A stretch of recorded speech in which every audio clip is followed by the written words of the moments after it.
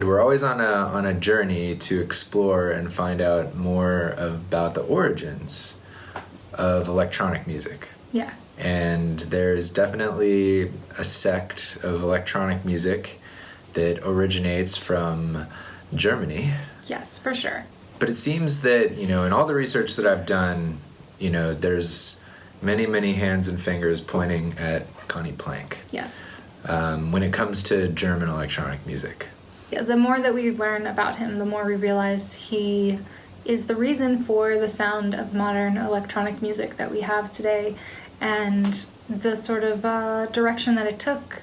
He had, his little mixing hands, or his large mixing hands. He was a big guy. We're all over Yeah. that. His fingerprints were all over the sound that we all kind of agree is the best of the best. So, you want to start with early life? Yeah, I guess so. What I find to be interesting here, because we say that, we're studying early electronic music from the space age, which is about the 40s to the 70s. And Tape music. Yeah, he was born, early electronic music that used tape. He was born in 1940. So he was born during the time when a lot of people we've talked about were like starting to come up in their careers. So he's sort of part of the generation that was influenced by the early space age electronic musicians that we talk about that were using tape. But he was still coming up in the era when that was all that there was to use. And he is part of, the innovative group that was trying to make things happen that couldn't happen yet with more of the, I would say, like MIDI and sequencing and samplers and stuff like that. Control voltage. So sort of like the children of the Right. space age tape musicians. Well, he definitely had the ability to obtain some mentorship Yes. in the realm of electronic music. So he did get his degree as an electrician, which is another common theme that we've had. I believe. At least that was the German way of saying it. It may have been an electrical engineer. Yeah. I'm wondering. It doesn't may really have say been an exactly. electrician. Maybe he went to like a vocational school. We don't know the magnitude, like of his schooling, of the weight of his degree, so to speak. Yeah, but he did. They say he was an electrician or electrical engineer or something like that. And then his first job was actually at a radio station. Tape music is just starting to become something that we're hearing on the radio, if you're really paying attention. There were some interviews of the guy that mentored him. Oh yeah, at who was that guy? the station. He was saying that I kind of just he would ask a lot of questions, and I would basically show him everything I knew about the recording console, and he said that he asked him who these people were that were sort of Oh right, yeah. mischiefully hiding around the studio and stuff, and it happened to be members of who became Kraftwerk. His son made a documentary about him called The Potential of Noise. He did a really good job with it. It's a must watch. His son was saying that at that time, like in the early 60s in radio and recording studios, so I guess he worked in the recording studio at the radio station. Yeah. Doing live recordings. Well, He worked from 9 to 6. Basically. It was it was just a regular day job. So he worked it out where he was allowed to be there after hours from 7 to 8 o'clock in the morning. So I don't think he slept. From what we've learned about him, I don't think he slept. I don't think he really did anything but live in the recording studio. The fun fact that everyone brings up about him taking pictures of the mixing board. Oh, yeah, so he developed... So, at the end of the day, whatever they had recorded as part of his day job, he would take pictures so that he could do, record early Kraftwerk stuff that was actually the organization at the time. Mm-hmm. And then get them developed overnight, and then the next morning when he came back to work, he would, put it back the way it was. He would take a photo at 6 o'clock when he got off, run it to the overnight developing place, come back to the studio, and actually tear it all down and work on whatever he wanted all night. Then he would go to the photo place in the morning, get the developed film, so it was developed 6 o'clock in the morning at the time that he finished working. And then he would take a projector and actually project. He didn't just have a picture. That's right, that would have been enough. but like he projects the image of the studio so that it's actually to size, so it's actually to scale. That's insane. And so he literally can just like move the faders in exactly the place where they are. Yeah, so he's not just like looking at a picture and trying to match. He's literally like projecting it on and matching it to the scale. That's what I thought was crazy. Like the innovation involved with, you know, thinking of that idea and then having it work, you know, perfectly to where he was able to, you know, recreate his mix. I'm like, damn, I should do that now. Yeah, that's really smart. I mean, I have an 8-channel console. Since we're working with analog, since it's come back. Yeah, and with tape and everything, and there's times when I would love to be able to recall a mix. That just kind of shows like what was in store for the rest of his time as a producer. You know, he was a very innovative dude.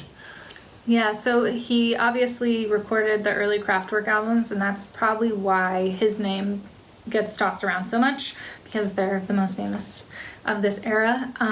But you know, early on they were doing more, I would say, like electroacoustic style, like rock, early 70s jam rock. Well, it was more like psychedelic rock that you'd hear coming out of England. Yeah. And you know, some of the people that we heard talking about this era of music in Germany was that he was kind of at the center of like all of these bands and this movement to create music for Germany at the time. Instead of copying the Beatles or copying American blues rock or, you know, the sounds that were happening already and just kind of making bands that sounded like these other places in the world, they wanted a German music, a German popular music of the time. And so that's why it gets labeled as Krautrock, even though it's very diverse, you know, types of music that were happening. I mean, it's experimental electronic and rock and synth pop and, you know, as we'll find out, he ended up working with artists from all over the world, but his early career was definitely focused on the music of Germany.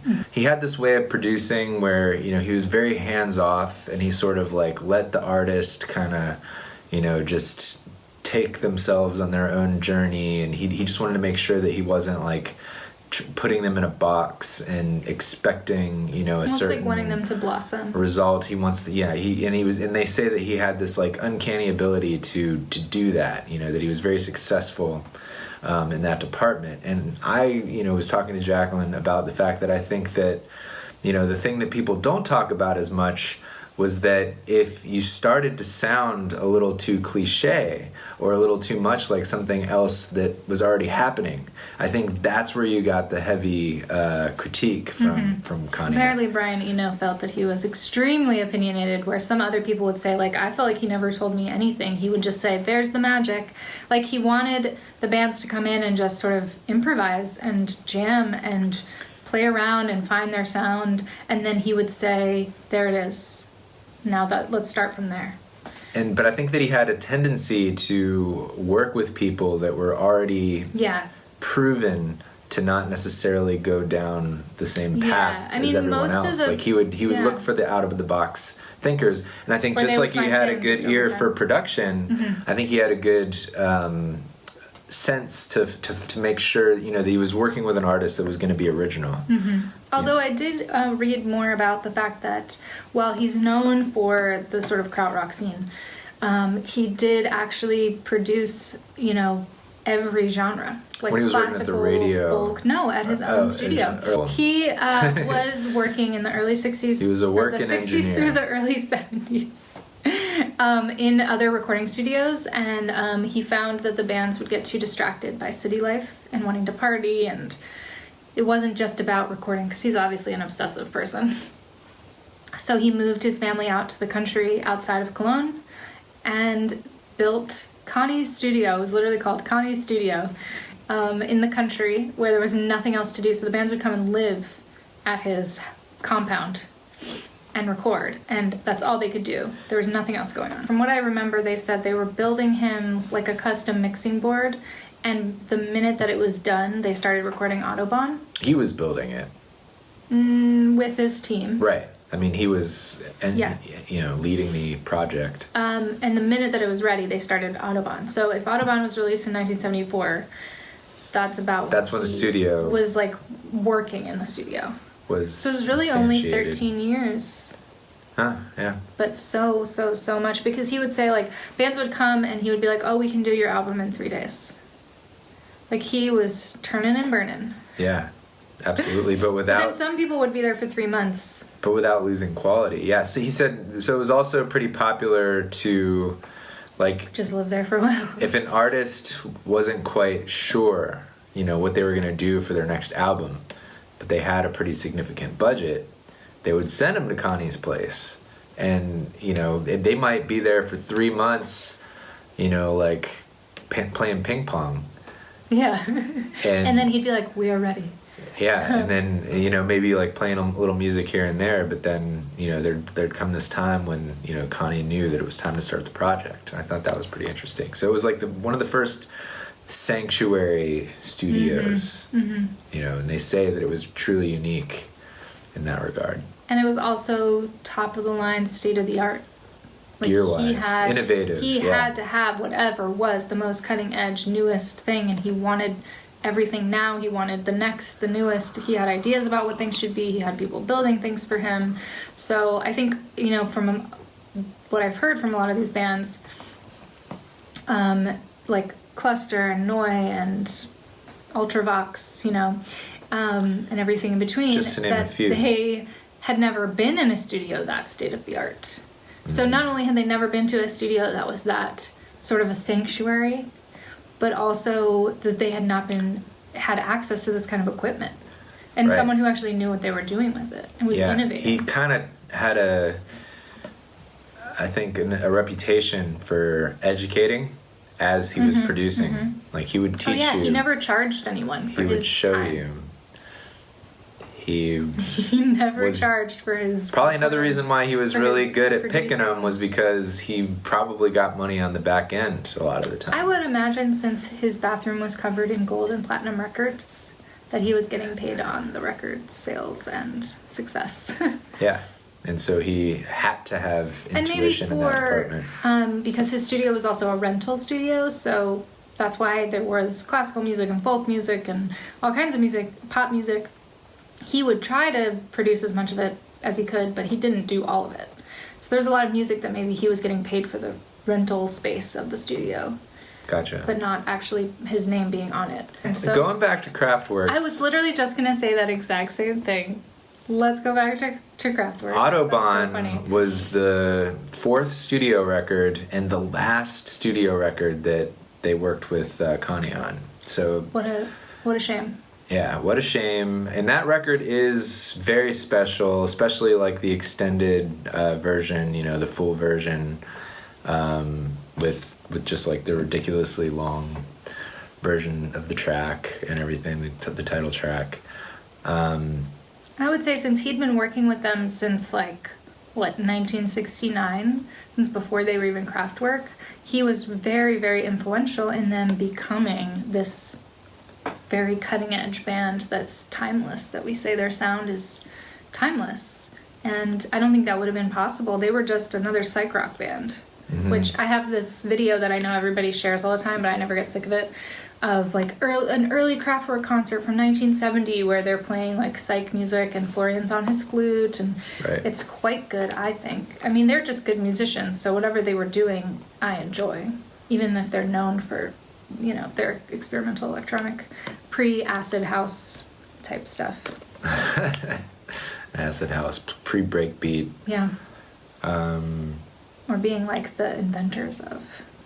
Yeah, but speaking of the educational side, I feel like that was definitely a band that Connie put a lot of time into in that regard. Maybe even stirred up their, you know, love of synthesizers initially. Yeah.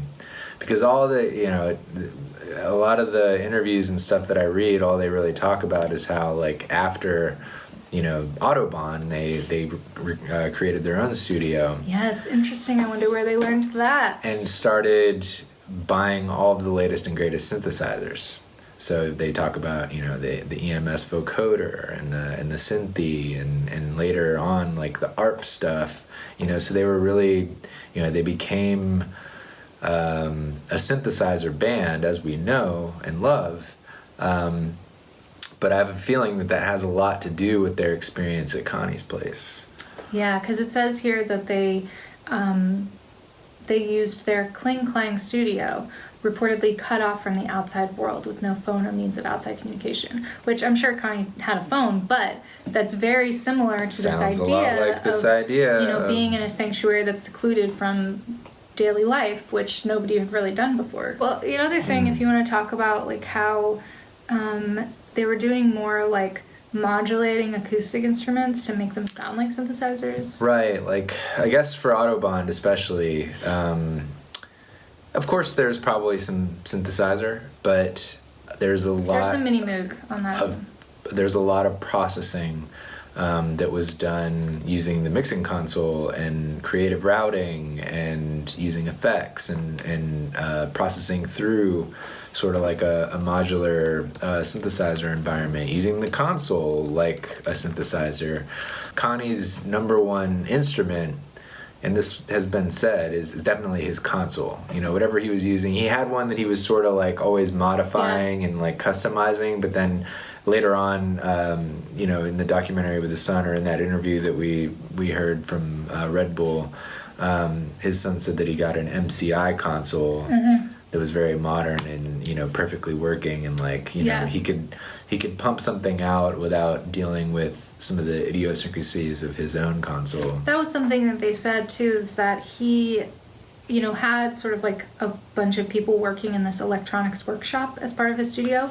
It was a big operation, He wanted like dirty sounds and new technology, and he had anything that was new. He had a Fairlight computer, the vocoder, an emulator, but the mixing console had to be top of the line, state of the art. Basically, like, it shouldn't influence the sound. So he, anything being used to actually record, like the tape recorders, everything should be like, it was being cleaned all the time and maintained so that it was always, you're going to get the top of the line experience from the recording process, and it wasn't going to color the sound at all. Which makes sense. I mean, I think that it's known that MCI consoles are very clean. And so he probably had like his console that, I guess somebody in London bought later on. It's a very famous, like, kind of homegrown deal. That was probably more of like a dirt box, like more of a distortion, kind of like, like he was known to overdrive channels and stuff like that. Like, I have a feeling that was like his, like, almost like pedal board of a console. Ooh, I like that analogy, yeah. And then he had like a really clean console, like Jacqueline was talking about, where like he wanted it to be, 100%, like nulled out, no signal to noise, very low signal to noise ratio. Which makes sense because like you want to know, especially like when he was working with artists, later on in his career, with the magnitude of, I guess, the fact that the records were going to go gold and platinum, and these high budget projects, like he knew that they weren't going to want to put up with a bunch of like his added, noise and dirt and stuff from the console. So he had to go the clean route, just like the bigger studios were. He had to. That's one thing that I noticed, is that he maintained being in complete and total competition with the high-end studios of the industry. Yeah. Like it's like he had his like crazy weird effects and stuff that were kind of custom, and that people would go and get their album produced by Connie because they knew he was going to add a little bit of that. But I think that he also maintained something that was going to compete. There wasn't going to be like, ooh, well, that sounds like it was recorded at a home studio. Right. No, it was none of that. Right. It was not. It was technically his home, but it was not a home there studio. Were no excuses, for like mid-fi, results from his studio. Like he made sure that everything was, Yeah, one of his technicians, there's actually this interview that I found, Michael Zoll, I'm probably pronouncing that incorrectly, said that, the equipment that he had needed to be serviced. There was a team that was constantly servicing the tape machines, the mixing board, all of the equipment that they had. And that was like, he was actually supposed to be there to like learn recording as his like assistant, but most of the time he was learning more of the electronic side and servicing things because, as we know, having an analog studio takes a lot of servicing. Yeah, sometimes our technician goes on vacation for a while. He would say, hey, I have this idea for something, or this band that I'm working with has this kind of equipment and I want it to do XYZ, build me this thing. So apparently he was known for, like, he didn't want to use the same gear on more than one project or this in the same way. He was chasing whatever the new sound was. Kind of reminds me of Joe Meek. Yeah, absolutely. And Joe Meek was very similar. He made, he was an electrician, we'll just call them that. And he made a lot of his own equipment, and he definitely, like, tuned it and worked on it and modified it. Made sure he was trying to make something running, new with popular music. Was competing, with the big studios. With the big studios from a studio that was, in an apartment building. He was known as a producer that knew synthesizers or samplers or whatever. You know what I mean? Like, he got to work with some hip hop artists, early hip hop artists. Yeah, really early, like Houdini, I think, was one of them. And because and the reason I think he got that job was because he was a A-list producer that knew synthesizers and technology, you know what I mean? And so you had to know that sort of thing to produce music for an electronic genre such as hip-hop. He happened to be into a technology, synthesizers, that had a lot of development and sort of had its golden age, analog synthesis at least, during the time that he was producing. And I have a feeling that, in the later stages of his career, he probably got into MIDI and FM synthesis and all this other stuff that came in, like he was staying with it, because he worked with artists that were using a lot of that. Yeah, it was sort of feeding each other between him and the artists that he was getting to work with. He worked with because they were out in the world, yeah, that's true. It's very cutting edge. There was this whole era of, like, people, like, using the studio as the instrument. Yeah, he's certainly, I'd say, one of the best examples of that, just because he has such a great body of work to show off how he was doing that. But from a synthesizer's perspective, like, rather than a tape perspective. But I think also from a tape perspective for him. They were describing how he would set up tape loops that they would stretch, like, around the entire studio. And then he would build turn his mixer into a sampler from things he was recording to tape. Right, he would stack notes of an instrument onto, like, a single track and, like, ride that fader, or have, like, stuff spread out, like, just have a note recorded on a tape loop for each fader, and kind of, like, do, like, almost like a manual mellotron thing. So yeah, they were saying that he was sampling long before the sampler. He was just so obsessive, and it was all he did, and he had so many people to play with that were also really innovative, that he got the chance to just, I feel like any idea that he could explore, because he had all the gear and the people to kind of play around. It was like a playground. Mm-hmm. The studio is the playground, I think. Yeah. He was a very silly prankster type person as well. That's an interesting way of looking at it. Studio is the playground. I like that. I liked when they were talking about how he would he created his own radio station so that he could... Oh, this is really cool. So, you just figured I would I'm just tossing it to you. Well, from what his son was describing, it seems like he was, like, a ham radio guy. Yeah. Like, from his electrician schooling. Mm-hmm. So he was, like, always had, like, a radio around. Like, someone was saying that he seemed like it seems like it might have been illegal to have at the time. No, those were two different things. No, I know, but he had this, like, ham radio, basically, that you could, like, tune in to, police, frequencies, their CBs and stuff. I love this idea that there's all these radio frequencies that were happening at the time, wherever he was, that were strange. They were like alien transmissions. Right. Yeah. They said that he had, like, a shortwave radio that had all these crazy sounds that they would just, like, tune into randomly, because there was, like, somebody on there that just spoke numbers. Yeah, and they would be like, oh, let's use that in the recording. One of the most interesting things that he did with radio was, like, he set up his own pirate radio station so that he could broadcast recordings at like these really opportune times. Like he'd go on a drive on a break, like on a recording session, and they would drive to like some scenic, location, and at like 6 p.m. his assistant would hit play on the tape and actually play like the daily mix over this radio station, so it would come in through the car. He would turn on the radio station. Yeah, he would be like, let's see what's on this channel, and turn into his radio station, and then you would actually hear, the band would be like, what?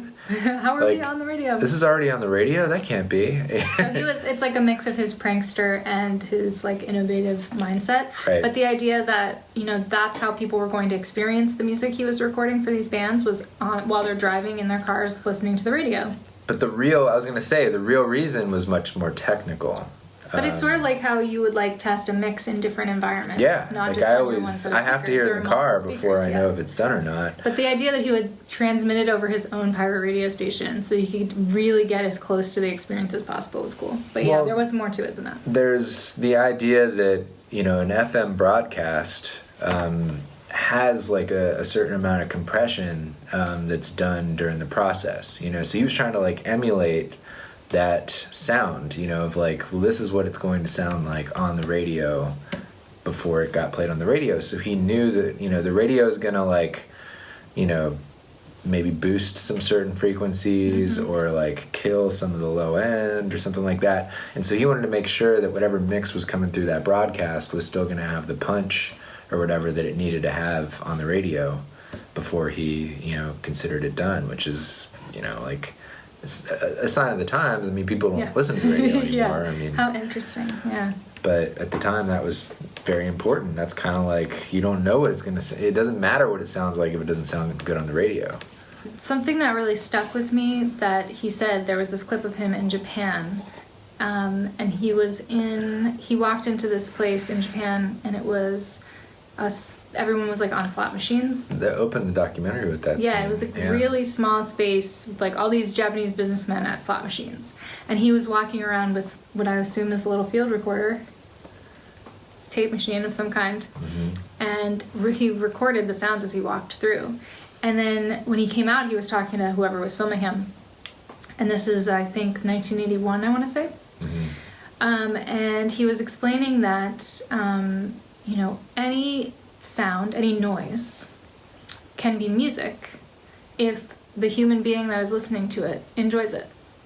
And he was talking about, this is actually another theme that's come up a lot, because I think, tape music and early electronic music was considered like noise. That wasn't music. But his whole approach to it was, before we were building instruments, back in early human history, we would hear the sounds of the bird songs or the wind or crunching of leaves and develop, we heard that as music and, eventually developed from that. And so he said, if you hear a noise or a sound and you enjoy it, then it can be music. So any noise can be music if a human being enjoys it. I feel like that is something that Brian Eno has been, It's certainly not a novel idea, but I feel like the way that he put it, and obviously the way that Brian Eno might have picked that up. He might have picked it up, right? Because they worked together. Yeah. Perhaps contentiously. Right. But yeah, Brian Eno was definitely in the mix. I mean, we can just throw out like, all the people he worked with. There's so many. He worked with Can, with Cluster, with DAF, with Brian Eno, with Eurythmics, with Harmonia. Let's see. Obviously, we said Kraftwerk a bunch. He did his Mobius and Plank work. He did this Italian pop singer, Gianna Nannini. He worked with Noi. He is credited as working with Organization, which is the band before Kraftwerk became Kraftwerk. Scorpions. Oh, that's right. I can't believe he worked with Scorpions, but they're German. Yeah.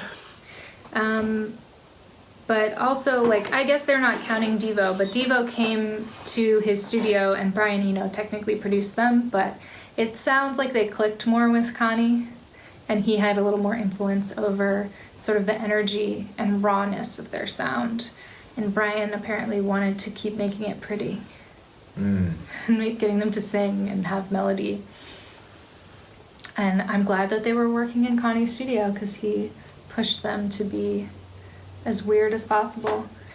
Just a couple fun facts about Connie before we wrap this up. There's apparently there is a never before heard unreleased big band session that he did with Marlene Dietrich. So from the 60s, the mid 60s. So that's hiding somewhere. That might come out eventually. But also he has several hours of collaborative work that he recorded with Stockhausen. Of course, that had to have happened at some point. So I'd really like so that's to unreleased know. I'd really like to Stockhausen. know what that is. And exactly, I think it was like the mid 70s when that happened. So he's working on Autobahn and he's working with Stockhausen. How did those things affect each other? I'd be very curious to know. One thing that we didn't talk about, and I'll just kind of throw there at the end, Okay. is that he was also known for asking you as an artist if you've ever done anything to expand your mind. Oh yes, I was going to bring that up. I'm glad you did. He was known to be always, whatever that means. He was always on something apparently. But those were the times. Those were the times. And he was encouraging of others to be on his So it's hard to plane. not bring that up and to not factor that into why he was so able to not sleep or full of ideas all the time and being pretty, tuned in dedicated to his to the work. sound. So I definitely think that has something to do with it. We don't have details about that. Just it's been said that he was pretty much a consciousness expansion enthusiast. I like to say he was ahead. He was ahead, for sure. Yeah. Sounds like he was a fun but sort of like unpredictable guy to be around. Thank you all for tuning in. So glad to be connected. Hope you're still staying safe and healthy. Yeah, stay tuned.